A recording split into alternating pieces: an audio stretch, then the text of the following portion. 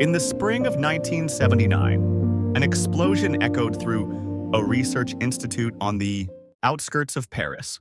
Black smoke rose into the sky, and the sound of fire truck sirens filled the streets. They were developing a key material for humanity's dream of future energy technology. But that day's failure wasn't just an experimental accident. It was a moment confirming the limits of technology that humanity couldn't overcome. Around the same time, similar failures were repeating. At an advanced research institute in Munich, Germany, the world's best scientists gathered and researched day and night. But the results were always the same. Creating a material that could withstand ultra-high temperatures exceeding 1,000 degrees was nearly impossible.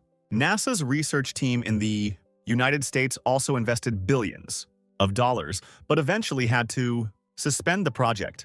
This wasn't just material development. If completed, aircraft engine efficiency would more than double.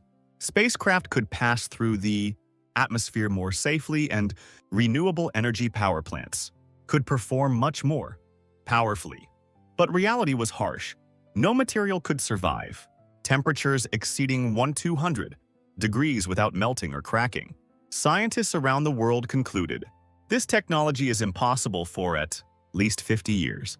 Perhaps it will be forever impossible in our generation. And those words were accepted as truth. Countless laboratories closed, and related projects disappeared, one by one into history. But somewhere in the world, there were people who hadn't given up on that dream yet. In 1979, Dr.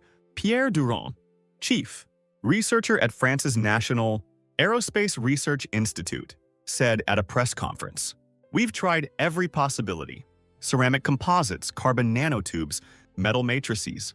But the moment we exceed 1,200 degrees, all materials lose their structure.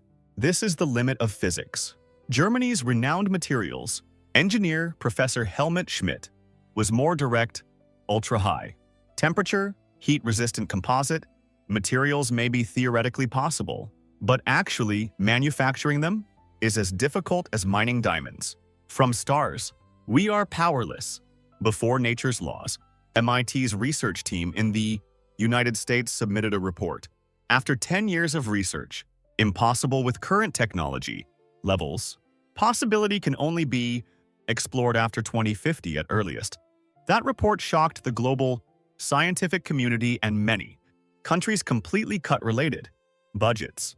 Why was this technology so difficult? The problem wasn't just withstanding high temperatures. At temperatures exceeding 1,200 degrees, most materials oxidize, expand, and their internal structure collapses.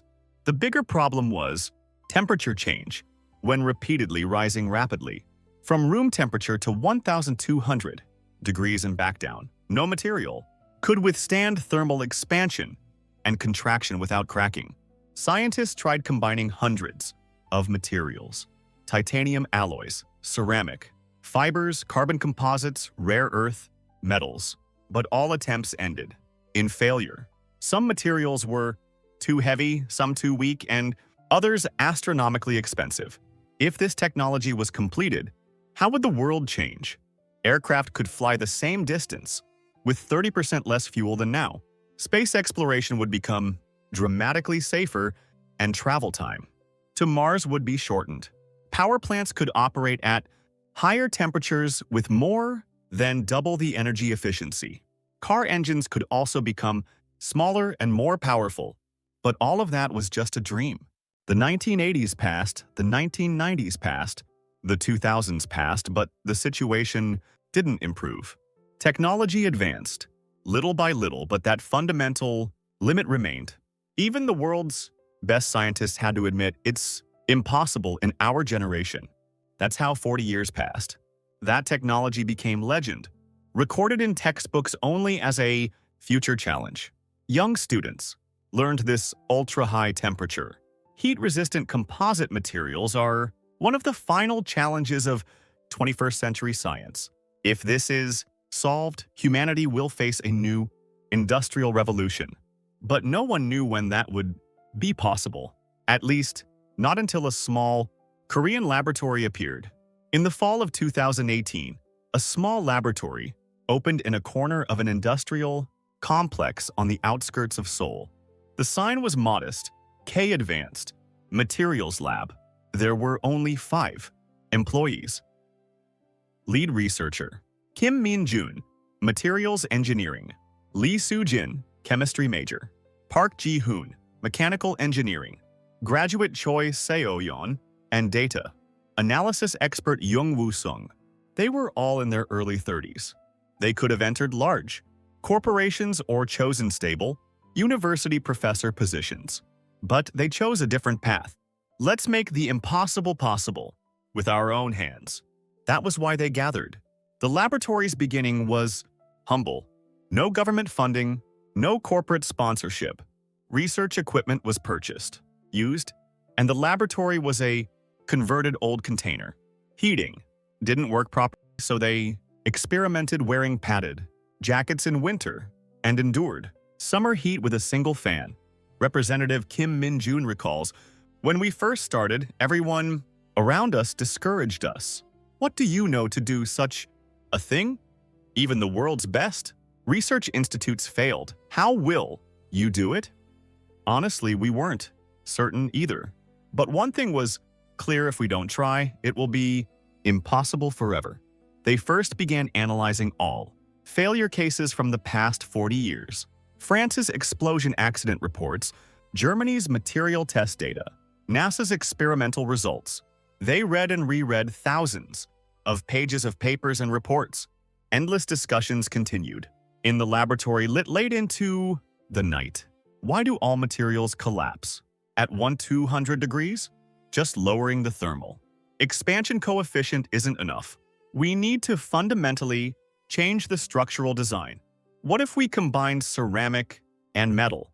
But the two materials have different expansion rates. Such conversations continued until dawn every night. There were no weekends. The laboratory didn't close even on holidays. Families worried, and friends didn't understand. But they didn't stop. The first experiment began in the spring of 2019. It was a test starting in a small electric furnace, but the result was disastrous.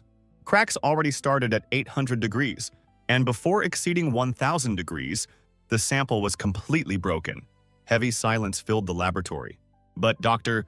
Lee Soo-jin carefully picked up the failed sample and said, "This is also data. We learned one thing. This method doesn't work." That's how they started again. The second, third, 10th experiments also failed. But with each failure, they learned one thing at a time. Some materials are weak to oxidation. Some structures are vulnerable to thermal shock, and some bonding methods have poor long-term durability. Research funds began to run out. Quickly, Representative Kim Min-jun took out a loan with his house as collateral. Other team members also poured personal savings into research funding. Just a little more. If we go just a little further, we'll see a clue. They encouraged each other and persevered. In 2020, the COVID-19 pandemic struck the world. Many laboratories closed and investment sharply decreased. But this small laboratory could actually focus more. Without external meetings, they could devote themselves entirely to research. That summer, the team found a small breakthrough. Instead of the existing single material method, they tried a multi-layer structure of stacking multiple layers. Like tree rings, they arranged materials with different properties for each layer. The result was amazing. It withstood up to 100 degrees. Cheers erupted in the laboratory. But Kim Min-jun was calm. "We're not there yet. Our goal is 1200 degrees. 100 degrees is the difference between heaven and hell." His words were right. Between 100 and 200 degrees was an insurmountable wall. In the spring of 2021, this small Korean laboratory submitted a paper to an international materials engineering conference. Research on ultra-high temperature, characteristics of multi-layer, ceramic metal composite materials. But what came back was a cold, response. A German professor wrote in his review, theoretically interesting, but completely impractical. Autohars. Degrees is a level achieved 20 years ago. Unsuitable for conference. Presentation. There were even harsher evaluations. An unknown. Korean lab solving a world-class challenge? Just an absurd dream. Domestic reaction was similar. A university professor said at a seminar, "These days, young researchers dream up too big without basics. Ultra high. Temperature, material, development is a project requiring hundreds of billions of won investment and hundreds of personnel. It's not something 5 people can do." The media wasn't interested either. A science journalist wrote, "A reckless challenge by a small lab without government support. Failure is predetermined." When meeting investors, it was the same. The idea is good, but too risky. Who would invest in something with less than 1% success probability? The hardest thing was the series of failures. During 2021, they conducted 137 experiments. Not a single one succeeded. Some experiments exploded, some generated toxic gases, and some damaged equipment. Researcher Jung Woo-sung wrote in his diary, "Today, the 53rd failure. The sample started cracking at 900 degrees. Why doesn't it work? What are we missing? I recalculated all night, but theoretically there's no problem. There seems to be something we don't know between reality and theory." Researcher Park Ji-hoon recalls, "These moments, the hardest thing wasn't the failure itself, but not seeing the end. We couldn't even be sure we were going in the right direction. Every night when I went home, my family asked, 'How long will you do this?' I couldn't answer either." Financial pressure also became serious. The laboratory couldn't even pay employee salaries on time due to lack of research funds. There was a time when electricity was almost cut off due to unpaid bills. Researcher Choi Seo-yeon started a night part-time job, and Dr. Lee Soo-jin tutored on weekends. In the summer of 2021, the biggest crisis came. The main experimental equipment, the high-temperature furnace, broke down. The repair cost was 20 million won. It was far insufficient with the money the laboratory had. Representative Kim Min-jun visited the equipment company and pleaded, "Could you please do it in installments? If our research succeeds, we will definitely repay you." The company president shook his head. "I'm sorry. Business is business. Without cash, we can't repair it." It was a desperate moment. But a few days later, that president called. "When I was young, I had a similar dream, but I gave up. Seeing you reminded me of that time. I'll proceed with installments, but you must succeed." That's how the research continued. But at the end of 2021, another setback came. A new formulation they had worked on for 6 months completely failed. That night, only heavy silence filled the laboratory. Researcher Choi Seo-yeon spoke, "First, did we choose the wrong direction? Maybe it really is impossible." Other team members were also exhausted. They had run without rest for over 2 years, but there were no results. Then Representative Kim Min-jun said, "Everyone, do you know what Edison said when he invented the light bulb? I have not failed. I've just found 10,000 ways that won't work. It's the same for us. We're finding the answer now, just a little further." Dr. Lee Soo-jin added, "That's right. The data we've collected so far is enormous. This is a precious asset that no other laboratory has. We haven't failed, we're climbing the stairs to success one by one." That night, the 5 reaffirmed their determination. "Let's not give up. The moment we stop, everything ends. But if we keep going, we'll find the answer someday." In January 2022, the new year dawned, but the laboratory's situation was still dark. However, the team decided to try a new approach. They decided to completely flip the existing method. Researcher Jung Woo-sung suggested, "We've collected thousands of data points. What if we analyze this with AI? There might be patterns invisible to human eyes. The team agreed and built a machine learning model for 3 months. One day in March, the AI analysis results came out. An amazing fact was revealed.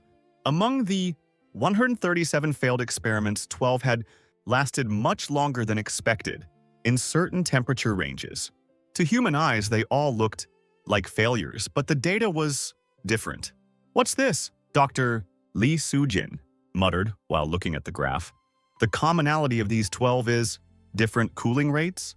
The team reanalyzed those 12 experiments all night, and they discovered an amazing fact.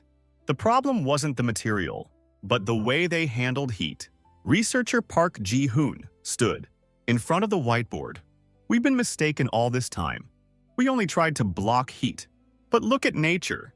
Trees burn in fire, but forests withstand fire. Why? Because they disperse heat and control its flow." Everyone fell silent at those words, and researcher Choi Seo-yeon exclaimed, "Right, we only tried to block heat, but heat can't be blocked. Instead, we need to let it flow and control that flow." In April 2022, the team started a completely new design. Heat flow, control, multi-layer, composite material. Designing each layer with different thermal conductivity so heat flows only through specific paths, like how a river is controlled through a dam. The first prototype was made.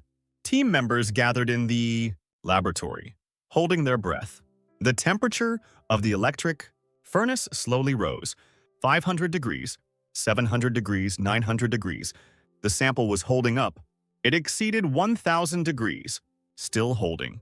1,050 degrees, 100 degrees, and 150 degrees. It surpassed the past record. Small cheers erupted in the laboratory, but Kim Min-jun raised his hand to stop them. "Not yet. We need to exceed 200 degrees." The temperature kept rising.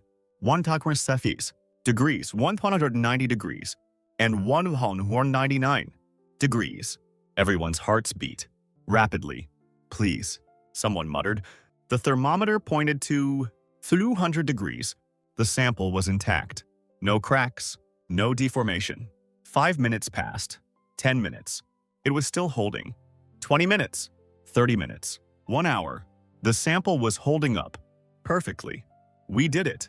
Tears flowed from Dr. Lee Soo-jin's eyes. "We did it." Cheers and tears burst out simultaneously in the laboratory. 4 years of hardship, hundreds of failures, thousands of sleepless nights. All of it was rewarded in this moment. But Kim Min-jun didn't lose his composure. "One success isn't enough. We need to repeat it 10 times, 100 times with the same result. And we need durability tests. We're just beginning." From May to August 2022, the team conducted verification experiments without rest. They made 50 samples using the same method, and all withstood over 200 degrees, 100% success rate. This wasn't coincidence. More severe tests began. Rapid temperature change experiments, raising from room temperature to 200 degrees and back to room temperature 100 times. It was a test where most materials crack within 10 times, but their material withstood all 100 times. Impact tests were also conducted. Strong impacts were applied at high-temperature states, a level at which ordinary ceramics would immediately shatter. But this material didn't break, only slight deformation. The structure was maintained. Long-term durability tests were even more surprising. They maintained 1,200 degrees for 1,000 hours, operating continuously for about 42 days.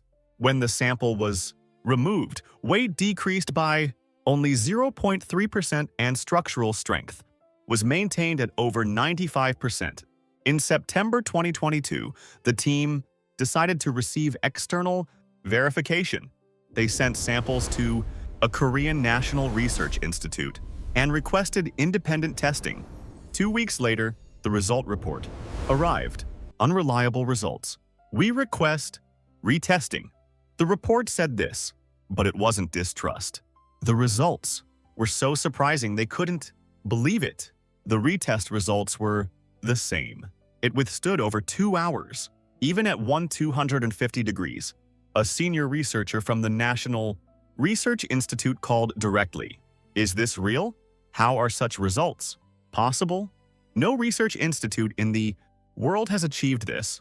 His voice was mixed with surprise and respect. In October, the team attempted a bigger challenge, an actual application test. They made small jet engine parts from this material and operated it. Regular parts need replacement every 500 hours, but parts made from this material were fine even after 2,000 hours.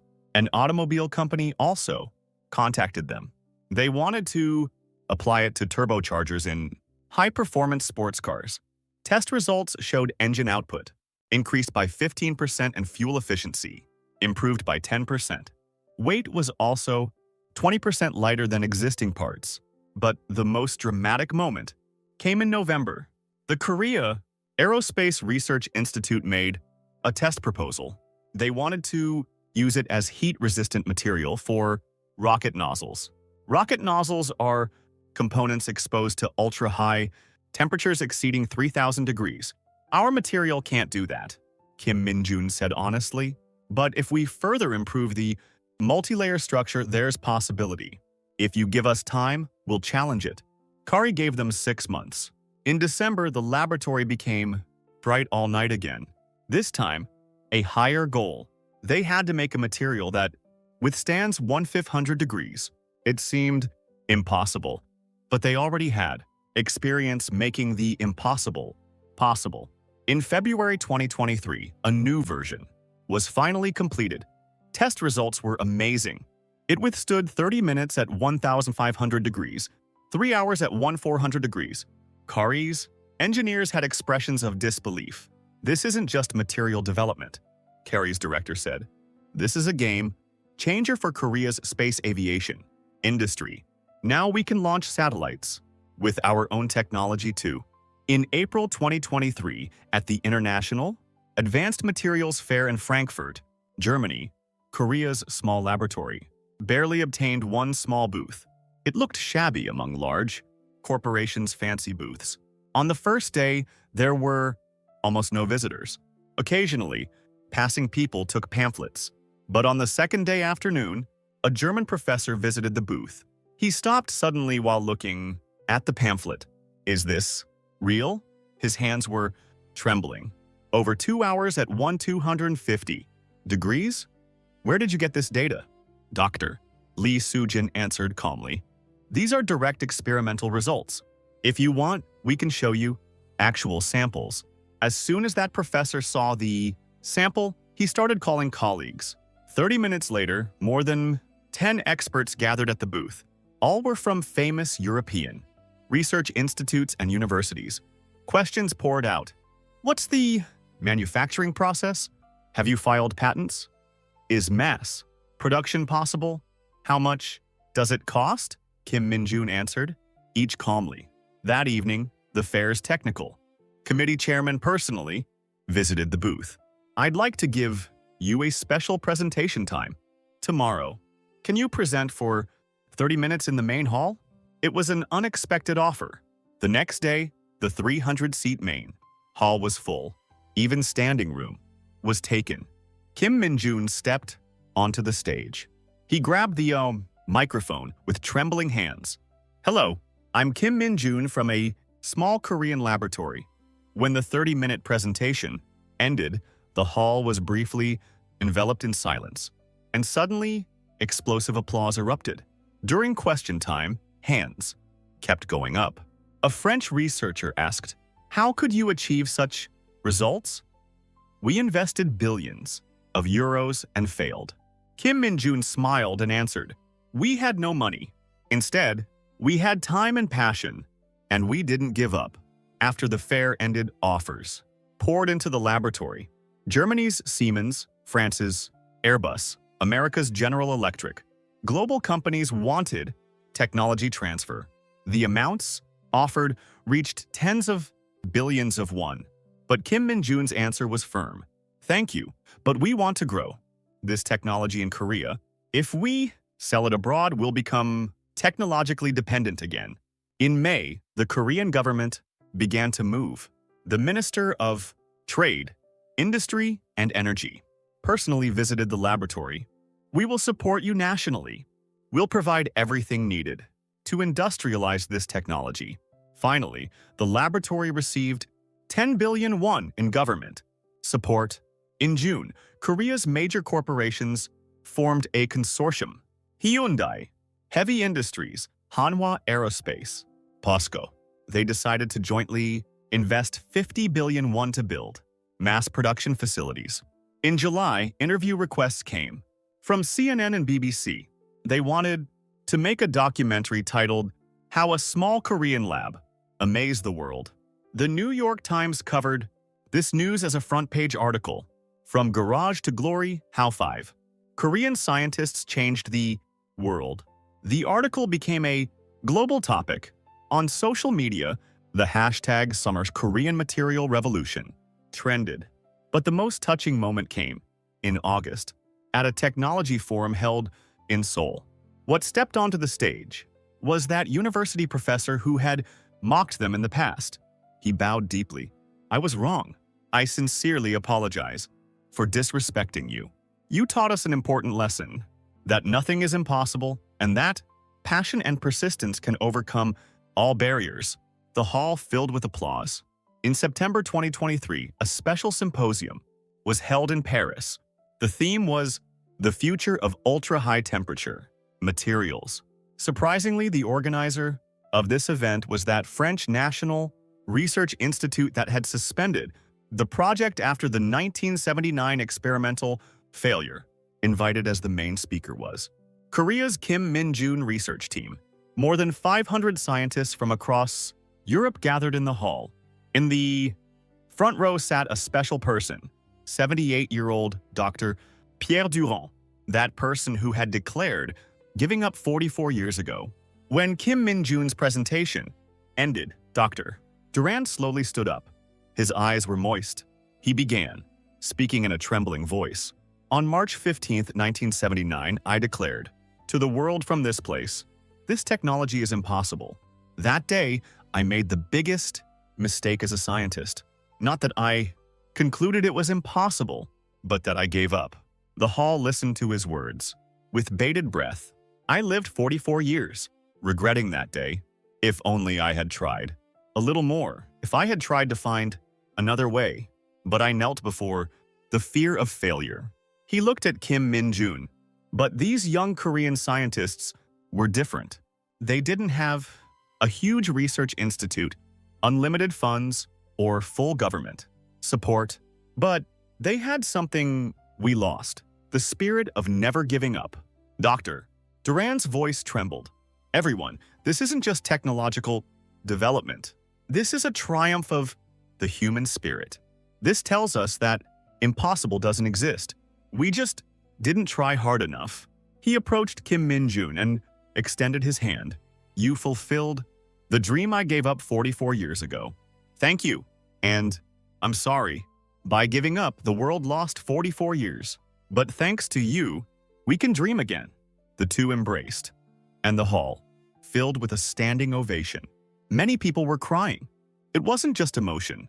It was a historical moment when the limits of what humans can do were being rewritten. In an interview after the symposium, Germany's Professor Helmut Schmidt, retired, said, I'm also one of those who gave up this project 40 years ago. At the time, I really believed it was impossible.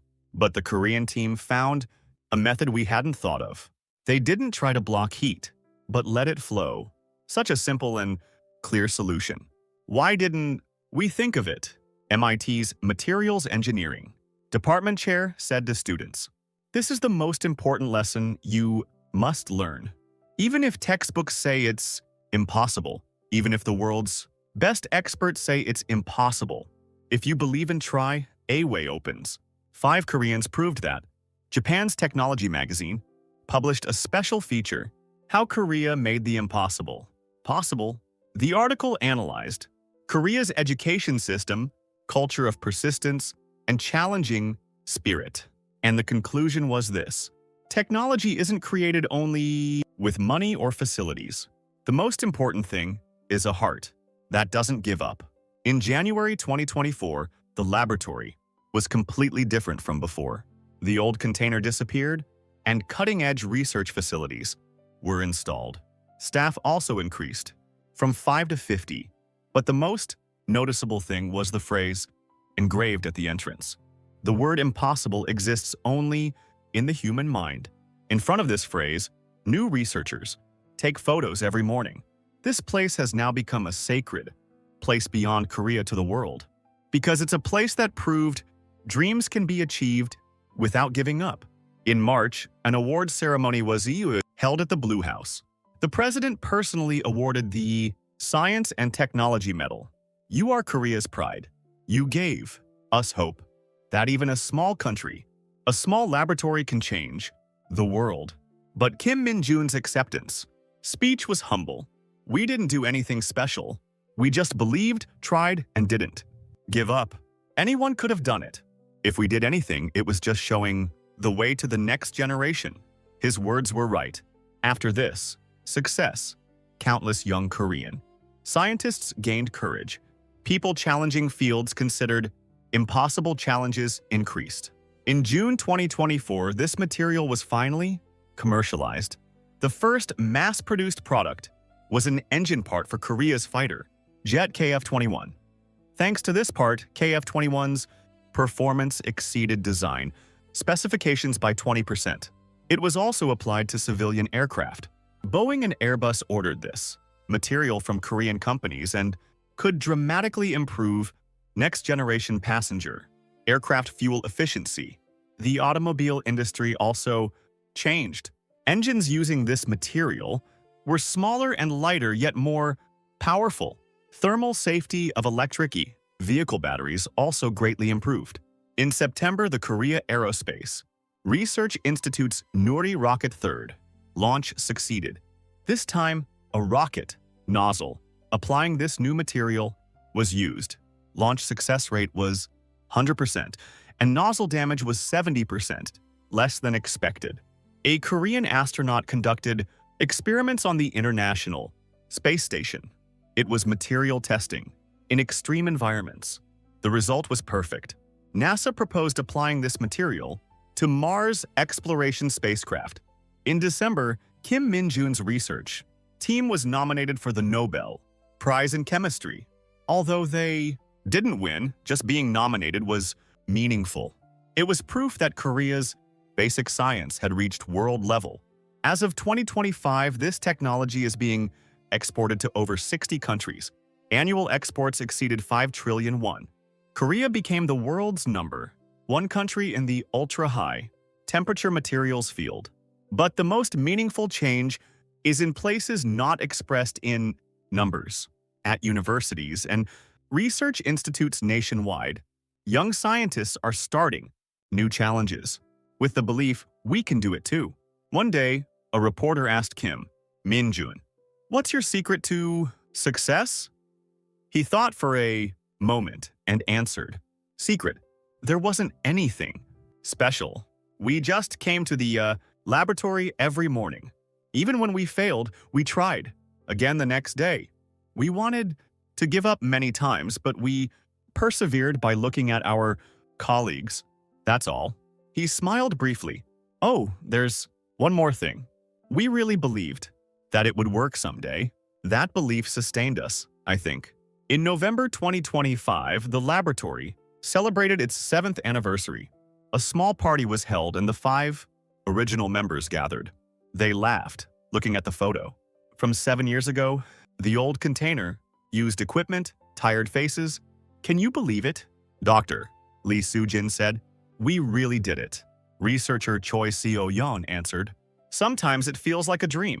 7 years ago, we couldn't even get paid properly." Researcher Park Ji-hoon looked out the window and said, "But I think I was happier back then, when the 5 of us discussed all night, drank coffee, and talked about dreams." Researcher Young Woo-sung laughed. "Don't romanticize it. It was really hard back then. I like now much better. Everyone burst into laughter. Kim Min-jun said with a serious face. Everyone. We're now standing at a new starting point. What we've achieved isn't the end, but the beginning. We're making stairs, so the next generation can climb higher. So what's the new project? Soo Jin asked. Kim Min-jun smiled. A material that withstands 2,000 degrees. If that's completed, nuclear fusion power generation can become reality. Trying another impossible thing?